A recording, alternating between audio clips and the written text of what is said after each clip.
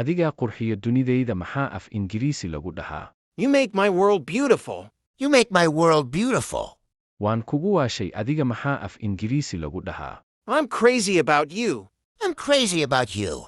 Ku baro luqadda Ingiriisiga si lacag la'aan ah oo nagala soo xiriir WhatsApp nambarka borofiilka saaran si aad u hesho koorso Ingiriisi ah aad ku baran karto si lacag la'aan ah laguna qaadanayo 4 buug oo isfasirayo iyo muuqaaladooda casharkana laag saar siina sheer garay mahadsanid. Adigaa wadnahayga iyo naftayda ah maxaa af Ingiriisi lagu dhahaa? You are my heart and soul. You are my heart and soul. Adiga iftiinka noloshayda ah maxaa af Ingiriisi lagu dhahaa? You are the light of my life. You are the light of my life. Marna kuma ilaawi doono maxaa af Ingiriisi lagu dhahaa? I'll never forget you. I'll never forget you. Waan jeclahay in aan kula jiro maxaa af Ingiriisi lagu dhahaa? I love being with you. I love being with you.